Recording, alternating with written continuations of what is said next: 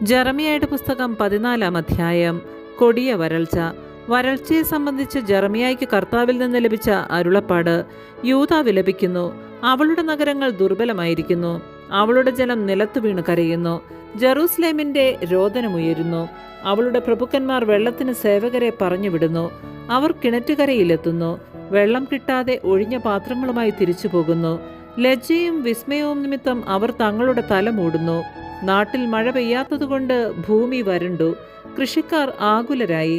അവർ തല മൂടുന്നു. മാൻപേട പെറ്റ കുഞ്ഞിനെ പുല്ലില്ലാത്തതുകൊണ്ട് വയലിൽ ഉപേക്ഷിച്ചു പോകുന്നു. കാട്ടുകഴുതകൾ ശൂന്യമായ കുന്നുകളിൽ നിന്ന് വായുവിനായി കുറുനരിയെപ്പോലെ അണയ്ക്കുന്നു. തീറ്റയില്ലാത്തതുകൊണ്ട് അവയുടെ കാഴ്ച മങ്ങിയിരിക്കുന്നു. കർത്താവെ, ഞങ്ങളുടെ ദുഷ്കൃത്യങ്ങൾ ഞങ്ങൾക്കെതിരെ നിൽക്കുന്നു. എങ്കിലും അവിടുത്തെ നാമത്തെ പ്രതി അങ്ങ് പ്രവർത്തിക്കണമേ. ഞങ്ങളുടെ വീഴ്ചകൾ നിരവധിയാണ്. അങ്ങേക്കെതിരെ ഞങ്ങൾ പാപം ചെയ്തു. ഇസ്രയേലിന്റെ പ്രതീക്ഷയും ദുരന്തത്തിൽ അവളുടെ രക്ഷകനുമായ അവിടുന്ന് എന്തുകൊണ്ടാണ് ദേശത്ത് ഒരു അപരിചിതനെ പോലെയും രാത്രിയിൽ സങ്കേതമന്വേഷിക്കുന്ന വഴിയാത്രക്കാരനെ പോലെയും പെരുമാറുന്നത്? അങ്ങ് സംശയഗ്രസ്തനെ പോലെയും സഹായിക്കാൻ ശക്തിയില്ലാത്ത യോദ്ധാവിനെ പോലെയും ആയിരിക്കുന്നത് എന്തുകൊണ്ടാണ്? എന്നാലും കർത്താവെ, അങ്ങ് ഞങ്ങളുടെ മധ്യയുണ്ട്. അങ്ങയുടെ നാമത്തിൽ ഞങ്ങൾ അറിയപ്പെടുന്നു. ഞങ്ങളെ വിട്ടുപോകരുതേ. ഈ ജനത്തെക്കുറിച്ച് കർത്താവ് അരുളി ചെയ്യുന്നു, അവർ ഇതുപോലെ അലയാനാണ് ഇഷ്ടപ്പെട്ടത്. കാലുകളെ അവർ നിയന്ത്രിച്ചില്ല. അതുകൊണ്ട് അവർ കർത്താവിന് സ്വീകാര്യരല്ല. ഇപ്പോൾ അവിടുന്ന് അവരുടെ തിന്മകൾ ഓർക്കുകയും പാപങ്ങളെ പ്രതി അവരെ ശിക്ഷിക്കുകയും ചെയ്യും. കർത്താവ് എന്നോട് അരുളി ചെയ്തു, ഈ ജനത്തിനു വേണ്ടി നീ പ്രാർത്ഥിക്കേണ്ട. അവർ ഉപവാസം അനുഷ്ഠിച്ചാലും അവരുടെ കരച്ചിൽ ഞാൻ കേൾക്കുകയില്ല. അവരുടെ ദഹനബലിയും ധാന്യബലിയും സ്വീകരിക്കുകയില്ല. ഞാൻ അവരെ വാളാലും പട്ടിണിയാലും പകർച്ചവ്യാധികളാലും നശിപ്പിക്കും.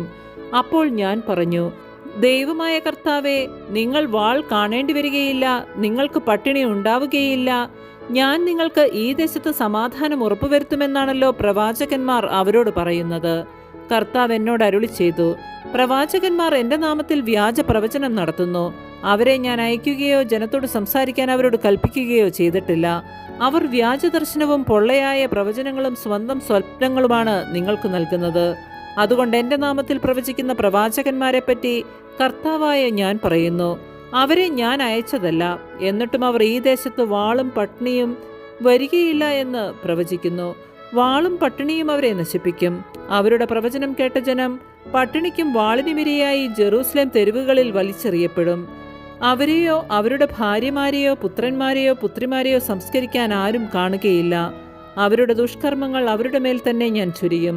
നീ അവരോട് പറയണം, എൻ്റെ കണ്ണുകളിൽ നിന്ന് രാപ്പകൽ കണ്ണീരൊഴുകട്ടെ, കണ്ണീർ പ്രവാഹം നിലയ്ക്കാതിരിക്കട്ടെ. എന്തെന്നാൽ എൻ്റെ ജനത്തിന് മാരകമായി മുറിവേറ്റിരിക്കുന്നു. അവർ കഠിന മർദ്ദനത്തിനിരയായി. നാട്ടിൻപുറത്ത് ചെന്നാൽ അവിടെ വാളാൽ വെട്ടി വീഴ്ത്തപ്പെട്ടവർ, നഗരത്തിൽ പ്രവേശിച്ചാൽ അവിടെ പട്ടിണി കൊണ്ട് രോഗം ബാധിച്ചവർ. പ്രവാചകനും പുരോഹിതനും നാടുനീളെ അലയുന്നു, ഒന്നും മനസ്സിലാകുന്നില്ല.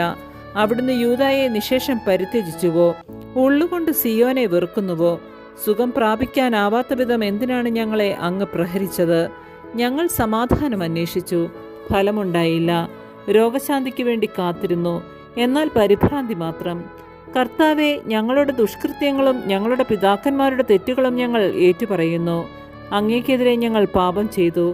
അങ്ങയുടെ നാമത്തെ പ്രതി ഞങ്ങളെ നിരാകരിക്കരുതേ. അങ്ങയുടെ മഹത്വത്തിന്റെ സിംഹാസനത്തെ അവമാനിക്കരുതേ. ഞങ്ങളുമായുള്ള അങ്ങയുടെ ഉടമ്പടി അനുസ്മരിക്കണമേ, അത് ലംഘിക്കരുതേ. ജനതകളുടെ ദേവന്മാർക്കിടയിൽ മഴ പെയ്യിക്കാൻ ശക്തിയുള്ള ആരെങ്കിലുമുണ്ടോ? ആകാശത്തിന് മാരി വർഷിക്കാൻ കഴിയുമോ? ഞങ്ങളുടെ ദൈവമായ കർത്താവെ, അത് ചെയ്യുന്നവൻ അങ്ങ് മാത്രമാണല്ലോ. അങ്ങിൽ ഞങ്ങൾ പ്രത്യാശ വയ്ക്കുന്നു. ഇവയെല്ലാം പ്രവർത്തിക്കുന്നവൻ അവിടുന്നാണ്. ആമേൻ. പരിശുദ്ധ പരമ ദിവ്യകാരുണ്യത്തിന് എന്നേരവും ആരാധനയും സ്തുതിയും പുകഴ്ചയും ഉണ്ടായിരിക്കട്ടെ.